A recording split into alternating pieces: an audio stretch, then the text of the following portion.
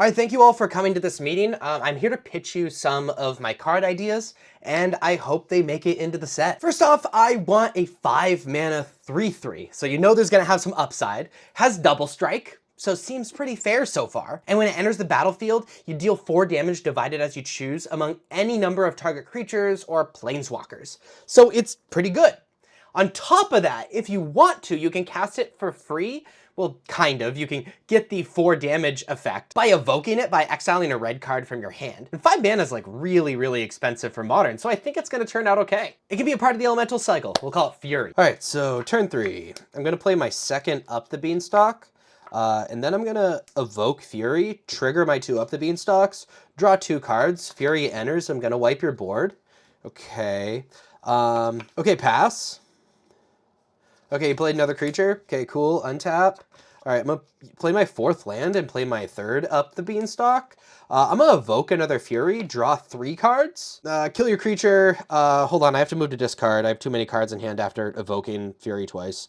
Yeah, discard. Okay, go ahead. That didn't go well. How about another card, a part of the elemental cycle? It's a 4 mana 3/2 with Menace. When it enters the battlefield, you Thoughtseize your opponent. They reveal their hand, you pick a non-land card from it, and they discard the card.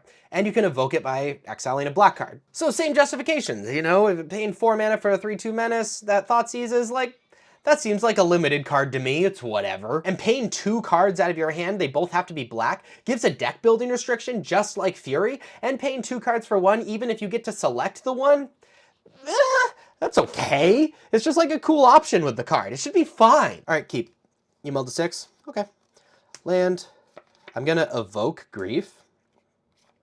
Stack the triggers so that the sacrifice is underneath the Thoughtseize.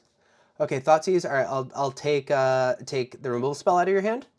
Okay. In response to the evoke trigger, I'm going to Not Dead After All. Okay, it comes back with a Wicked on it. Trigger the Thoughtseize again. Okay, I have a 4/3 Menace on turn 1 and took 2 cards out of your hand. Now you're down to 4 cards. Go ahead. Okay, hear me out. Golgari hybrid, 5 generic, 7 mana total, 8/8. With downside. You can't spend mana to cast the spell, but we'll give it Convoke and Delve. And to kind of make it a little bit better, we'll say you can cast it from your graveyard since we're giving it Delve anyway, so we want it to fit into those graveyard decks, and we'll give it Trample. It's gonna be really hard to get on the battlefield, and once they do, let's reward the players. All right, fill my graveyard with Stitch the Supplier, land, bring back Bloodghast, cast the Gravecrawler out of my graveyard. I'm gonna cast Faithless Looting, discard Hogaak and Vengevine. I'm gonna cast Hogaak from my graveyard, trigger Vengevine, bring that back, jam. All right, so let's design some of the cards in the Straight to Modern set for Commander.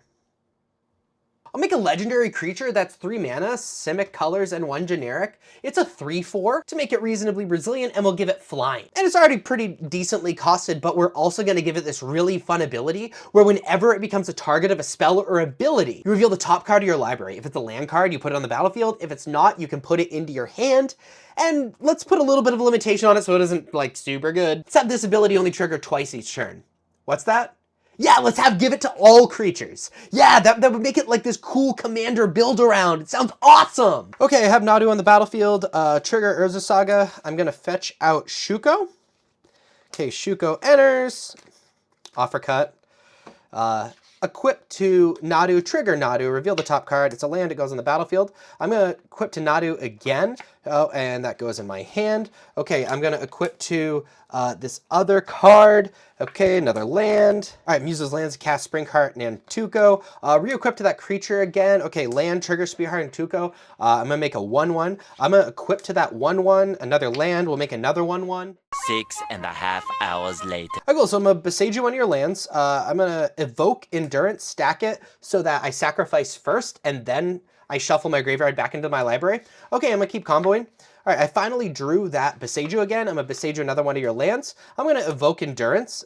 Same thing, I'm gonna shuffle everything back in so I can draw that Besage You again. Okay, you have no lands and I have an uncountable number of 1/1s, go. All right, we want some more equipment in the set. All right, let's make kind of a cool one, right? So 1 mana equipment, equipped creature gets +1, -1, so we make it weaker. We equip for 1, let's keep the cost really low. And whenever the equipped creature dies, let's say the controller draws 2 cards. It'll be really good because like it'll make the creature weaker. And so so it could die a little bit easier, but we can reward the players if it dies, you know, in combat. And it makes combat interesting. It makes removal spells interesting. Let's do it. Okay, cool. Equip Skullclamp to this artifact creature.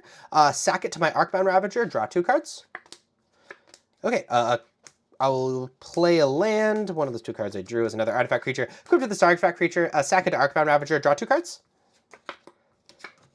Okay, use 3rd land to equip it to another one of these artifact creatures. Oh, whoops, sorry. I didn't have an artifact creature. I'll play one for nothing. Equip to the artifact creature. It dies on its own. Draw 2 cards.